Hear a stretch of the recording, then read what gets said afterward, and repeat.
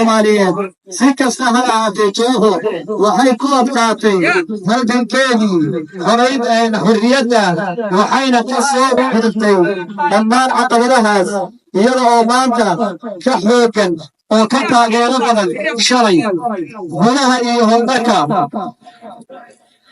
inkasta oo ay caqabado badan ay jireen jowxo waxay gaadhay guulo la taaban karo waxaa la dhisay jabhad waxaa la dhisay jabhad cusub oo leh istiraatiijiyad iyo gabaati dib u ah gabadhig u noqotay halganka shacabka Soomaaliga ogaadeenaya halgankan wuxuu ku bilowday si nabadgelyo ah wuxuuna ku guulaystay inuu abuuro kow xoog cudud leh oo u taagan inay xoreeyaan dalkooda waddan kastoo loo maro labo qadiyadda ogaadeenaya oo la gaarsiiyey waqooyiga Ameerika Yurub bariga dhexe bariga fog iyo dalal badan oo Afrika ah saddex abaabulka shacabka gudaha iyo dibadda taas oo fursad siisay jowxo inay halgan madax bannaan oo xor ka ah cid walba ku dhaqaaqdo afar in gudaha dalka lagu tartamo oo dowladdii u horreysay ee ismaamulka Soomaalida la dhiso iyadoo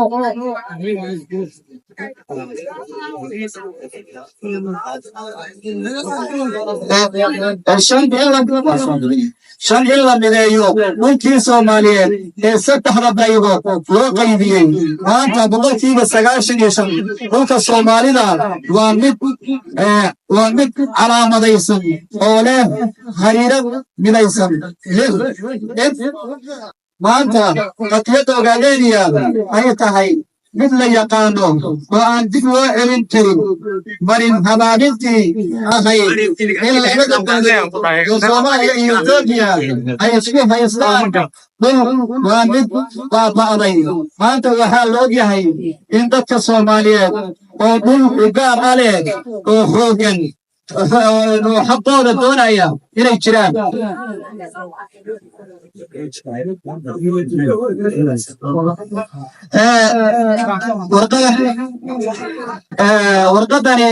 warqadani aad bay u dheer tahay cadaadisna waxaa laygu saarayaa maadaama waqtigu gaaban yahay inaan soo gaabiyo jowxo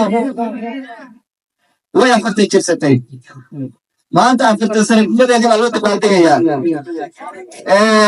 cadaadis aad u fara badan oo ay ka soo gudubtay iyo mid ay hadda dhex mushaaxayso iyo mid waxaan ku dhinac walba kaga imaanaya waxaasoo dhan jowxo nabar adayga iyagu leedahay inay ka gudubto oo ay midayso ummadda Soomaaliyeed dhammaanteed inay midayso mabaadi'deeda halganka ee qadiyadda ku salaysan ee xorriyadoonka ah inay sii wado caqabad kasta oo ka hor timaadana ay ka gudubto ayay diyaar u tahay waxay diyaar u tahay in ummadda Soomaaliyeed ay midayso cid kasta oo halgankan qadiyaddan tabuuqa sheegtay inay midayso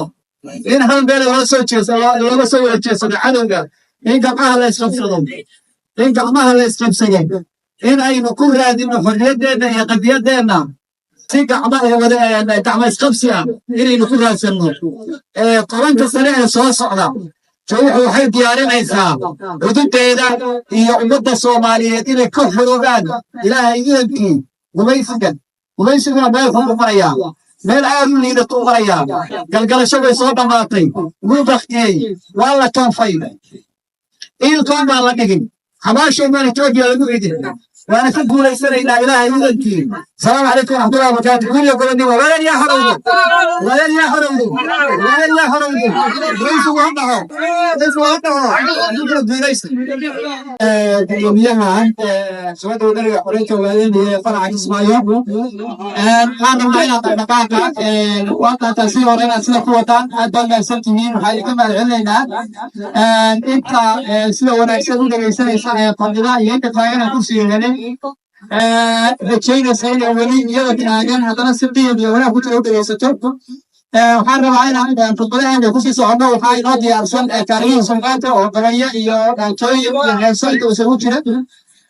dhalinyarada turkana waan sii doonaa waxaan hadda soo dhawaynayaa oo la soo dhawaynaysaan hees bisandaanto oo inoo qaadi doona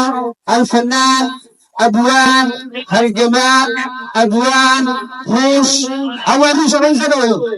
أبوان هوش من سدويو